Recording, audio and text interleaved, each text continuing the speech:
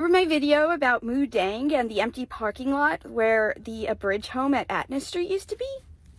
Well, I've got an update about another bridge home. Another of the 27 bridge homes has shut down. The first, I believe, was Atna Street, and the next one is Venice, a bridge home. This shelter cost $8.6 million to construct, and of that $8.6 million, $3 million came from a grant from the California Community Foundation, and the other $5.6 million was paid for by the city. I want to make a little side note here. Normally when we talk about construction, we mean something that is going to leave some infrastructure when it's done, but this type of construction only lasts for as long as it's operating. So like the bridge home shelter, it's not going to be there after the 3 years. Like the company's supposed to take it away.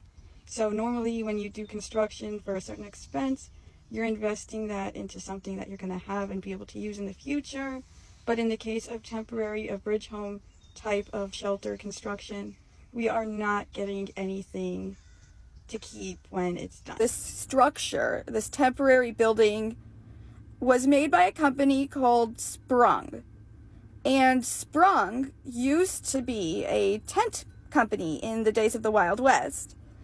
And it has since grown into a company that makes like these giant portable FEMA like emergency buildings, or things that you would see at maybe like an expo center in a fair.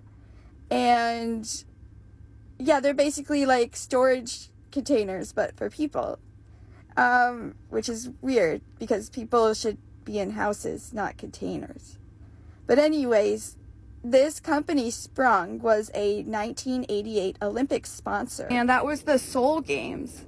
And for the Seoul Games, there was a huge concentration camp for homeless people. It was actually like a forced labor / death camp. And it was a huge like deal. I mean, they had thousands of people that were rounded up off the streets, like kids and elderly people and stuff. And they only recently like shut it down. I think that the person that ran it was still contracting with the government for like welfare centers or something until 2014. Separately, housing for 7,200 people were evicted, cleared, and redeveloped leading up to the game. And there was never really justice served for these poor people. And many survivors have spent their lives basically raising awareness and demanding that this never happen again. But I digress. The Venice Bridge home, it's installed or maintained like by this company called Design Space Modular Storage. They were acquired by Mobile Modular and then by McGrath RentCorp, a publicly traded NASDAQ stock for temporary modular storage. They say they specialize in like portable classrooms, or, you know, so this is like people storage. We're getting into being able to call storage containers housing.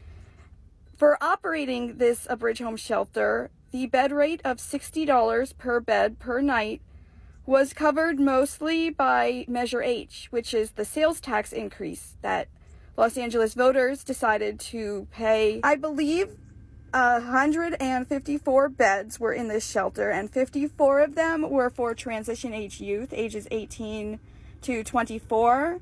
And I guess they were kept in like separate facilities on the site, which was an old metro like bus parking lot. And then the other 100 beds were for adults. They were mixed in two areas by genders. And so of that $60 a night bed rate, $50 came from the Measure H money from the county, and an additional $10 for like enhanced services was paid for by the city. And like the Atna Street one, it was on an empty metro parking lot.